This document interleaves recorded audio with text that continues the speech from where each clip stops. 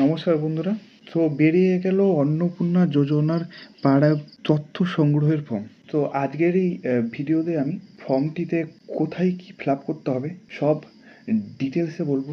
তো তাই ভিডিওটি একদম মিস করবেন না। তো চলুন দেরি না করে ভিডিওটি শুরু করা যাক। বন্ধুরা, তোমরা যদি চ্যানেলে নতুন হয়ে থাকো তো চ্যানেলটিকে লাইক করো, শেয়ার করো, আর এইরকম গুরুত্বপূর্ণ ভিডিও আরও পেতে চ্যানেলটিকে সাবস্ক্রাইব করো। দেখো বন্ধুরা, ফর্মটি কিন্তু প্রকাশিত হয়েছে কালকে রাত 9:30টার দিকে। তো তোমরা দেখো, যেটা হলো লক্ষ্মী ভাণ্ডারের জন্য যে সাইটটি ছিল সোশ্যাল, সেই সাইটটিকেই মডিফাই করে তো তোমাদের অন্নপূর্ণার সাইট হিসাবে তৈরি করা হয়েছে। এইখানে ফর্মটি দেওয়া হয়েছে যে ফার্স্ট ফর্মটি হলো ইংলিশ ফর্ম দেওয়া হয়েছে, বাংলা ফর্ম দেওয়া হয়েছে। তো আমি আজকে ফর্মটাই দেখাবো। তো চলো দেখা যাক। তো ফর্মটাতে চেপে ডাউনলোড করতে হবে ফর্মটা প্রথমে। তো আমি ফর্মটাকে ডাউনলোড করে নিলাম। তো দেখো বন্ধুরা, ফর্মটিকে খুলে দিলাম। যে হলো লেখা আছে এখানে অন্নপূর্ণা যোজনার পারিবারিক তথ্য সংগ্রহের ফর্ম এটা। তো বন্ধুরা, ফর্মটি কিন্তু টোটাল 12 পাতার ফর্ম। তো তাই ফর্মটি কোথায় কি বসবে, কোথায় কি ফিল আপ করতে হবে সব কিছু বিস্তারিত দেখাতে কিন্তু টাইম লাগবে। তো তাই ভিডিওটি একদম শেষ পর্যন্ত দেখতে হবে। তো দেখো, বলা হয়েছে যে প্রতিটি বিভাগে টিক বা চেক বক্সের বিকল্প এবং নির্দেশাবলী রয়েছে। প্রতিটি চেক বক্স ও ক্ষেত্র পরিষ্কারভাবে চিহ্নিত করা হয়েছে। তো তারপরে বলা হয়েছে যে হলো আবেদনকারী এবং যাচাইকারী কর্মকর্তাদের জন্য প্রয়োজনীয় নির্দেশাবলী প্রদান করা হয়েছে। প্রতিটি বিভাগ পূরণ করা বাধ্যতামূলক। মানে তোমাদের যে সমস্ত জায়গায় টিক মার্ক চিহ্ন আছে সেই সমস্ত জায়গাগুলিকে তোমাদেরকে ঠিক মার্ক করেই ফর্মটিকে ফিল আপ করতে হবে। দেখো তাহলে প্রথমে কি বলেছে, ফার্স্ট ঘরে আছে বিভাগ ক্ষেত্র, তারপরের ঘরে আছে বিকল্প, তারপরের ঘরে আছে নির্দেশনা। তো ফার্স্ট ঘরের বিভাগ ক্ষেত্রের জায়গায় কি আছে, ফার্স্ট হলো পারিবারিক প্রধানের নাম। মানে তোমাদের হেড অফ দ্য ফ্যামিলি যে আছে, সে বাবা হতে পারে, স্বামী হতে পারে। তো তার ফুল নামটা বসবে এখানে। যে তোমাদের হলো আধার কার্ড অনুযায়ী যেটার নাম সেটা বসবে এখানে। তারপরে দেখো, তার জন্ম তারিখ দিতে হবে, দিন মাস বছর অনুযায়ী। হলো জন্ম তারিখ দেওয়ার পর এখানে টিক মার্ক করতে হবে। তারপরে সে পুরুষ না মহিলা, মানে তোমাদের পরিবারের যে প্রধান আছে সে পুরুষ না মহিলা নাকি, তো সেটিতে টিক মার্ক করতে হবে এখানে। তো তারপরে কি বলেছে, পরিবারের প্রধানের আধার নাম্বার। তো তোমাদেরকে তোমাদের বাবার হোক স্বামীর হোক এখানে তোমাদের হলো আধার নাম্বারটা দিয়ে দিতে হবে। আর তারপরে এখানে টিক মার্ক করে দিতে হবে এখানে এরকম করে। তারপরে ডিজিটাল রেশন কার্ডের পারিবারিক আইডি যদি তোমাদের থাকে তাহলে, তো তাহলে দিতে হবে এখানে। আর তারপরে এখানে টিক মার্ক করে দিতে হবে। 6 নম্বর বলেছে হলো পরিবারের সদস্য সংখ্যা। তোমাদের পরিবারে কয়জন সদস্য আছে সেটা বসাতে হবে এখানে, শুধুমাত্র সংখ্যায়। মানে 5 জন হলে 5, 4 জন হলে 4, সেরকম করে বসাতে হবে। তারপরে তোমাদের এখানে ঠিকানা লিখতে হবে, যেটা তোমাদের হলো আধার কার্ডে করা আছে। গ্রাম কোথায়, থানা কোথায়, পোস্ট অফিস কোথায়, সব কিছু তোমাদের হলো আধার কার্ড হিসাবে বলতে হবে, সরি লিখতে হবে। আর তারপরে ঠিক মার্ক করতে হবে এখানে। তারপরে যে তোমাদের হলো 8 নম্বর ঘরে ফোন নাম্বার লিখতে হবে। 9 নম্বর ঘরে কি বলেছে, নাম, জন্ম তারিখ, লিঙ্গ, পরিবারের প্রধানের সঙ্গে সম্পর্ক কী, তা তোমার হলো আধার কার্ড নাম্বার। তো প্রথমে হেড অফ দ্য ফ্যামিলি যে আছে, হেড অফ দ্য ফ্যামিলি যে আছে সেই সদস্যের নাম লিখতে হবে, জন্ম তারিখ লিখতে হবে এখানে। তারপরে সে পুরুষ না মহিলা সেটা লিখতে হবে এখানে। তারপর হলো তার হলো আধার কার্ড নাম্বার লিখতে হবে এখানে। তো তারপরে দেখো, বলা হয়েছে এখানে কি অন্নপূর্ণা যোজনার জন্য আবেদন করা হচ্ছে। তো তোমাদেরকে হলো এখানে টিক মার্ক করতে হবে। দ্বিতীয় নাম্বার সদস্য কে আসে, মানে তোমাদের যদি তোমাদের হেড অফ দ্য ফ্যামিলি যদি বাবা হয় তো বাবার পরে হলো মায়ের নাম বসাতে হবে এখানে, মায়ের জন্ম তারিখ, লিঙ্গ বসাতে হবে এখানে। তারপরে দেখো, যে হলো আবেদন করবে তার সাথে পরিবারের হেড অফ দ্য ফ্যামিলি যে আছে তো তার সাথে তার সম্পর্ক কী সেটা করতে হবে এখানে, পরিবারের প্রধানের সঙ্গে সম্পর্ক। হলো এবার তোমার এখানে হলো আধার কার্ড নাম্বার লিখতে হবে, তারপর সদস্যের নাম, তো তোমার নাম লিখতে হবে, তারপর হলো জন্ম তারিখ লিখতে হবে, লিঙ্গ লিখতে হবে, পুরুষ না মহিলা, তারপর হলো লিখতে হবে তোমার হলো আধার কার্ড নাম্বার, প্রধানের সঙ্গে সম্পর্ক, তোমার এখানে হলো আধার কার্ড নাম্বার, তারপরে সদস্য মানে তোমাদের ফ্যামিলিতে যতজন আছে সেই সমস্ত সদস্যর সাথে বাড়ির যে প্রধান আছে তার সাথে তাদের সম্পর্ক কি সব একে এক করে ফিল আপ করতে হবে। মানে তোমার সাথে তোমার যদি হেড অফ দ্য ফ্যামিলি যদি বাবা হয়, তোমার সাথে বাবার সম্পর্ক কি বাবা করতে হবে, মায়ের সাথে বাবার সম্পর্ক কি স্ত্রী করতে হবে, তার যেটা সম্পর্ক তো তাদের সব ডিটেলস লিখতে হবে এখানে, নাম, জন্ম তারিখ, লিঙ্গ, পরিবারের প্রধানের সঙ্গে সম্পর্ক কি এখানে লিখতে হবে। তো এখানে তারপরে তার হলো আধার কার্ড নাম্বার, যতজন ফ্যামিলি মেম্বার আছে সবারই করতে হবে এখানে। টোটাল 5 জনের ফর্ম দিয়েছে এখানে, আর তার সাথে তো তো তোমাদেরকে ঠিক মার্ক করতে হবে এখানে, প্রত্যেকটা ঘরে ঠিক মার্ক করতে হবে। তারপরে দেখো কি বলেছে, পরিবারের প্রধান এবং পরিবারের সকল প্রাপ্তবয়স্ক সদস্যর ব্যাংক অ্যাকাউন্ট, এক কথায় তোমাকে এখানে ব্যাংক অ্যাকাউন্ট ডিটেলস দিতে হবে।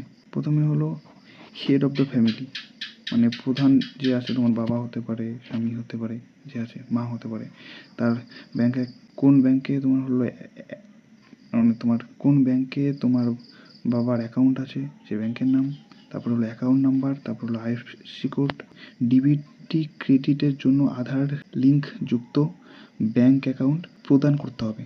মানে তোমাদের যোজনাটি যে পাবে তার ডিবিটি লিঙ্ক ব্যাংক অ্যাকাউন্টের সাথে থাকতে হবে। ডিবিটি লিঙ্ক না থাকলে তো তোমরা হলো টাকাটি পাবে না, সেটাই বলা হয়েছে এখানে। প্রথমে হলো হেড অফ দ্য ফ্যামিলি, তো তারপরের থেকে সদস্য 1, যতজন ফ্যামিলিতে সদস্য আছে সবারই সেম করতে হবে, ব্যাংকের নেম, ব্যাংক অ্যাকাউন্ট নাম্বার, তারপর হলো আইএফএসসি কোড, তো তারপরে আবার ব্যাংক নাম, ব্যাংক অ্যাকাউন্ট নাম্বার, তারপর হলো আইএফএসসি কোড করতে হবে। টোটাল 5 জনের করতে হবে এখানে, টোটাল 12টা ফর্ম আছে এখানে। তারপরে দেখো, যদি তোমাদের ভোটার কার্ড থাকে, ভোটার তালিকা অংশ নাম্বার, মানে তোমাদের এখানে ভোটার বসাতে হবে যে বাড়ির প্রধান আছে তার ভোটার কার্ড নাম্বার, বিধানসভা ক্ষেত্রর নাম, তারপরে হলো বিধানসভা অংশ নাম্বার, সব বসাতে হবে এখানে। সদস্য আছে সবার এক এক করে ভোটার নাম্বার, বিধানসভা ক্ষেত্র, তারপরে হলো তোমাদের হলো ক্ষেত্র আর অংশ নাম্বার, সব এক করে সবার। তোমরা যদি 4 জন থেকে থাকো 4 জনেরই ফিল আপ করতে হবে। যে তোমার 12 নম্বর ঘরে কি আছে, 12 নম্বর ঘরে আছে হলো বিভাগ, মানে তোমরা কোন কাস্টের অন্তর্ভুক্ত। তো তোমরা যদি জেনারেল হও তো তাহলে জেনারেলের ঘরে হলো টিক মার্ক করতে হবে। তো তোমরা যদি তপশিলি জাতি, তপশিলি উপজাতি বা তোমাদের হলো হও, তো তাহলে তোমরা যেই কাস্টের সেই কাস্টে তোমাদেরকে টিক মার্ক করতে হবে এখানে। তোমাদের হলো এসসি, এসটি, ওবিসি যে কাস্টের হও সেই কাস্টে টিক মার্ক করতে হবে, বা জেনারেল হলে জেনারেলে করতে হবে। তো কি বলা আছে এখানে, প্রযোজ্য শংসাপত্র যেমন জাতি, আর্থিকভাবে দুর্বল শ্রেণী শংসাপত্র, কৃমি লেয়ার শংসাপত্র ইত্যাদি সঠিক হলে টিক করতে। আর তোমাদেরকে কিন্তু শংসাপত্রটা, তোমাদের যে কাস্ট আছে সেই শংসাপত্রটাও কিন্তু তোমাদের হলো জেরক্স দিতে হবে। রেশন কার্ড যদি তোমাদের থাকে তো তাহলে নাম্বার দিতে হবে এখানে, আর সঠিক হলে ঠিক মার্ক করতে হবে। তো তারপরে কি বলেছে, আপনাকে কি ডিজিটাল, মানে হলো আপনার কি ডিজিটাল রেশন কার্ড আছে, যদি থাকে তো তাহলে হ্যাঁ, যদি না থাকে তো না, হয়ে গেল। আর তারপরে টিক মার এখানে। তারপরে কি বলেছে দেখো, যদি হ্যাঁ হয় তো তবে কার্ডের ধরন উল্লেখ করো, যে তোমার কি কার্ড, যে তোমার কার্ড কি হলো AA কি PHH নাকি তোমার হলো RKSY, যেটা হবে সেটাতে তোমাকে টিক মার্ক করতে হবে এরকম করে। তারপরে কি বলেছে, পরিবার রেশন দোকান থেকে মাসিক রেশন তুলেছে কিনা, সেটা যদি হ্যাঁ হয় তাহলে হ্যাঁ, না হলে না, তারপরে এখানে টিক মার্ক হলো। তারপরে সম্পদ দেখো, তোমার হলো 1 নম্বরে বলেছে বাড়ির ধরন, যে আপনার বাড়িতে কি 3 বা তার বেশি পাকা ঘর রয়েছে, যদি তোমাদের হ্যাঁ হয় তাহলে হ্যাঁ, না হলে না, আর তারপরে টিক মার এখানে। 2 নম্বর কি বলেছে, যে পারিবারিক জমির মালিকানা, তুমি যদি জমির মালিক হও তো তাহলে এখানে হ্যাঁ, যদি না হও তো তাহলে না। 3 নম্বর, এটা পরিবারের সকল সদস্যের মোট জমির পরিমাণ, তোমাদের পরিবারের সবাইকে মিলে তোমাদের কতখানি জমি আছে সেই শতকটা লিখতে হবে এখানে। রেজিস্ট্রেশন নথি সর্বশেষ আওতায় জমির নথি, মানে তোমাদেরকে সেগুলারও জেরক্স দিতে হবে এখানে বন্ধু। যা ডকুমেন্ট লিখবা সেগুলো সব জেরক্স জমা করতে হবে তোমাদেরকে এখানে। তারপরে কি বলেছে যে 4 নম্বরে যানবাহন, তো হলো কি বলেছে যে হলো কোনো সদস্য কি বাণিজ্যিক মোটর চালিত 4 চাকার গাড়ি আছে, মানে তোমাদের যদি এখানে কোনো 4 চাকার গাড়ি থাকে তো তাহলে তোমাদেরকে হ্যাঁ করতে হবে, না না করতে হবে। যদি হ্যাঁ হয় তো তবে গাড়ির সংখ্যা উল্লেখ করুন, কটা গাড়ি আছে তো সেটাও বলতে হবে এখানে। তারপরে গাড়ির রেজিস্ট্রেশন নাম্বার দিতে হবে এখানে। তারপরে কি বলেছে গাড়ি জিপ ট্রাক্টর অন্তর্ভুক্ত করুন, যদি হ্যাঁ হয় মডেলে ঠিক চিহ্ন দিতে হবে এখানে। তারপরে কি বলেছে পরিবার ভিত্তিক সদস্যের স্বাস্থ্য বীমা, যদি তোমাদের স্বাস্থ্য বীমা থাকে তাহলে তোমাদের হ্যাঁ করতে হবে, যদি না থাকে তাহলে না করতে হবে। আর যে তোমাদের বাড়ির প্রধান আছে তো তার যদি স্বাস্থ্য বীমা থাকে তো তাহলে সেটা কি সরকারি না বেসরকারি সেটা করতে হবে। যে তারপরে তোমাদের বীমা কত করে দাও সেই পরিমাণটা বসাতে হবে এখানে, কোন কোম্পানির সেটা বসাতে হবে এখানে। তো তারপরে সবার এক করে সবার করতে হবে এখানে, যত জনার বীমা আছে সবার করতে হবে এখানে। টোটাল 5টা ঘর আছে, টোটাল 5 জন সদস্যের বীমা আছে, সবার ঘরে বসাতে হবে যে সেটি সরকারি বীমা না বেসরকারি বীমা, মাসের কিস্তি কত করে আছে, তারপরে কয় বছরের জন্য বিবরণ সহ এখানে সব লিখতে হবে।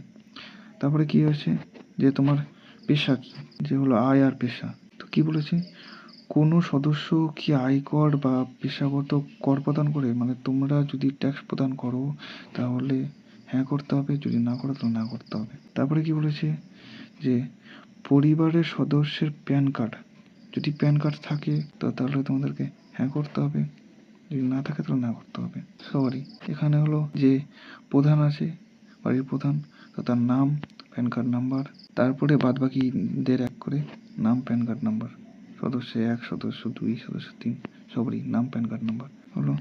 তারপরে কি কর্মসংস্থানের ধরন, যে তোমরা কি কাজ করো, সরকারি ক্ষেত্রে কাজ করো, বেসরকারি ক্ষেত্রে কাজ করো, নাকি কোনো ব্যবসা করো, নাকি পার্ট টাইম কোনো কাজ করো, নাকি তোমরা শ্রমিক পরিযায়ী শ্রমিক, নাকি বেকার আছো, তোমরা যেটা করো সেটাতে হলো ঠিক মার্ক করতে হবে এখানে। এটা কিন্তু তোমাদের পরিবারের প্রধানের ঘর, মানে পরিবারের প্রধান কি কাজ করে সেটা।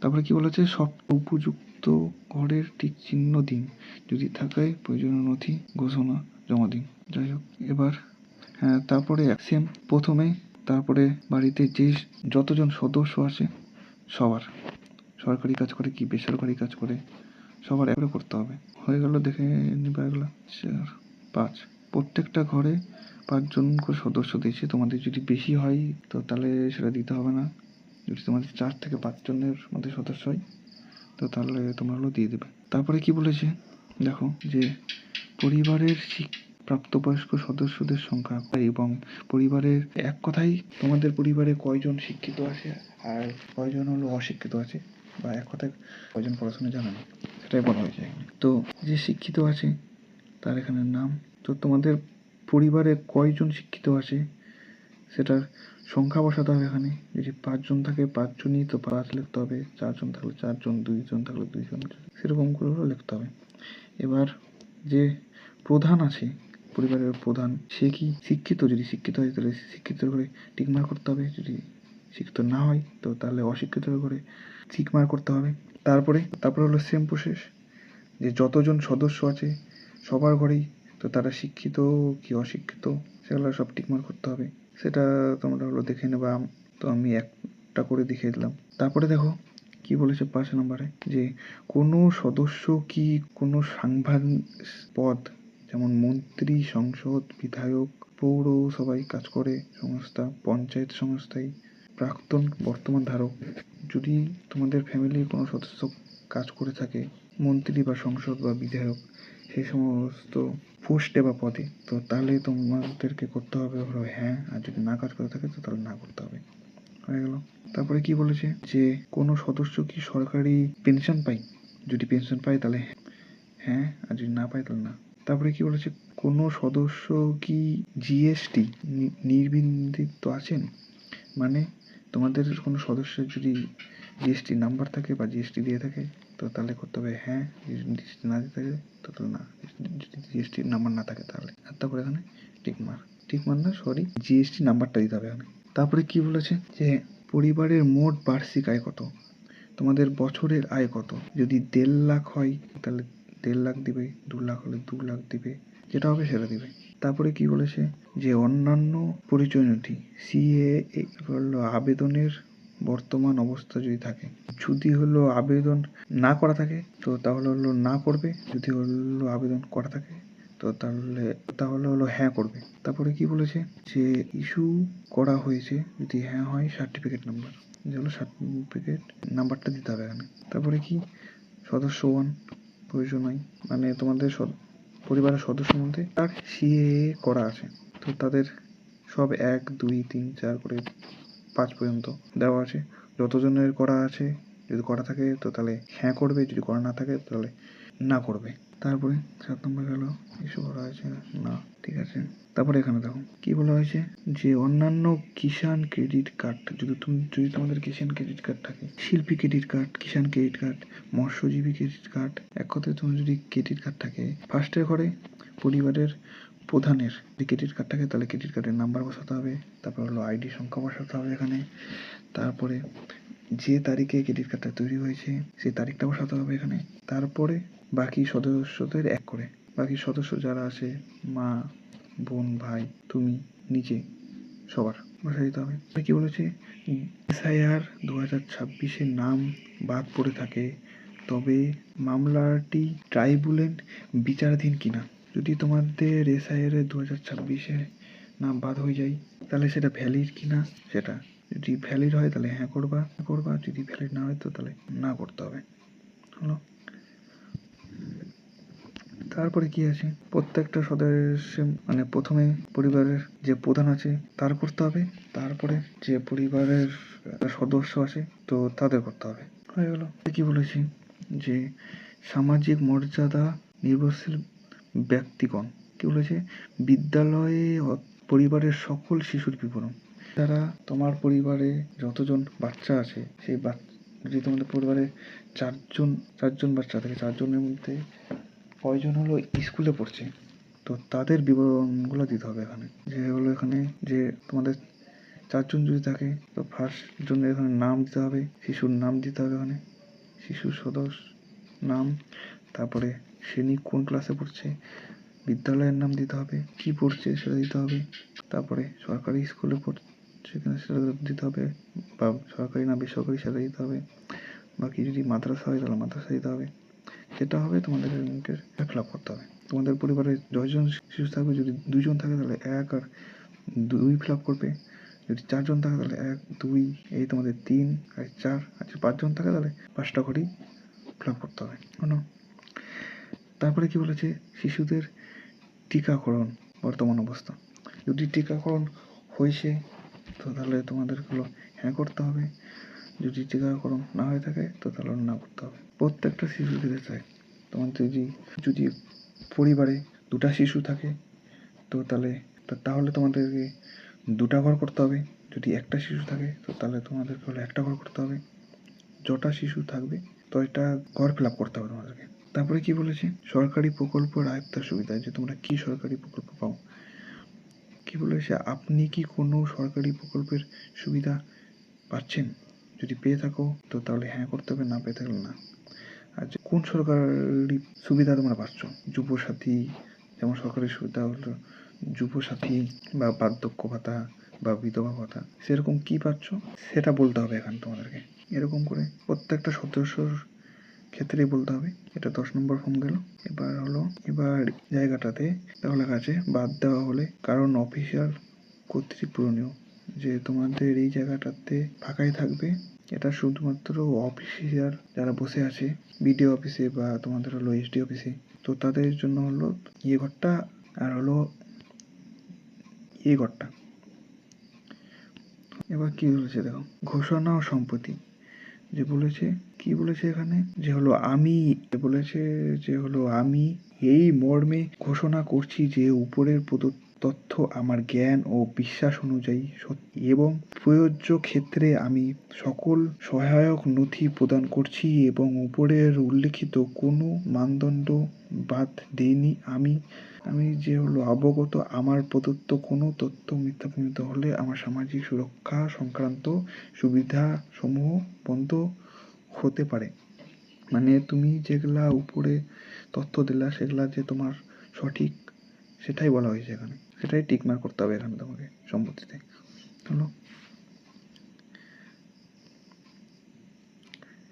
টিকমার্ক করে তারপরে তোমাকে সই করতে হবে, এখানে সই হয়ে গেল। তারপরের এই অংশটাকে পূরণ করবে হলো সরকারের যারা কাজ করছে কর্মচারীরা, তারা। হয়ে গেল। এবার এখানে দেখো কি লেখা আছে যে অন্নপূর্ণা যোজনার পারিবারিক স্তরের তথ্য সংগ্রহ ফর্ম সংক্রান্ত প্রতিবেদন অনুসন্ধান, যে হলো আমি ফার্স্টে তোমার এখানে নাম লিখতে হবে, পুত্র কন্যা মানে তোমার বাবার, তুমি ছেলে কি মেয়ে সেটা করতে হবে। তারপরে তোমার গ্রাম কোথায়, পঞ্চায়েত কোথায়, ব্লক কোথায়, পৌরসভা, জেলা সব লিখতে হবে। তারপরে যাচাই করেছি যে হলো আমি আবেদনপত্রটি এবং তাতে প্রদত্ত শর্তগুলো সঠিক পেয়েছি। এটা তোমার ভুল বললাম একটু, তোমাদের এটি হলো পুরোটাই ফিল আপ করবে হলো সরকারের যারা কাজ করছে তারা ফিল আপ করে দেবে। তো তারিখ বসবে এখানে, স্বাক্ষর, নাম, পদ। হ্যাঁ, তোমাদের এখানে তারিখ বসাতে হবে, তারিখ, স্থান যে কোথায় জমা করছো সেটা। তারপরে তোমার হলো এখানে নাম বসাতে হবে, আর কর্তৃপক্ষের পদ, যে ফর্মটি জমা নেবে সে কোন পোস্টে আছে সেটা, তার নাম, তার পদ, 12 নম্বর সমস্যা। তো তোমরা এই ফর্মটি ডাউনলোড করে বের করতে পারো, বা যখন সরকার থেকে ক্যাম্প চালু হবে তো তখন ক্যাম্প থেকেই তোমরা পেয়ে যাবে, না হলে ফর্মটি বিডিও অফিসে বা তোমাদের হলো এসডি অফিসে পেয়ে যাবে। তো তোমাদের আমি কীভাবে ফিল আপ করতে হবে দেখিয়ে দিলাম। তো দেরি না করে এক্ষুনি যাও ফর্মটি ফিল আপ করো। আর তোমাদের যদি ভিডিওটি ভালো লাগে থাকে তো তাহলে একটি লাইক করে দিও, আর ভিডিওটি বেশি করে শেয়ার করো। আর তোমরা যদি এরকম গুরুত্বপূর্ণ আপডেট আরও পেতে চাও তো তাহলে আমার চ্যানেল WP ভাইরাল জবকে সাবস্ক্রাইব করো। আর যদি তোমাদের কিছু ডাউট থাকে তো তাহলে কমেন্ট করো। দেখা হচ্ছে নেক্সট ভিডিওতে। ভালো থেকো, সুস্থ থেকো।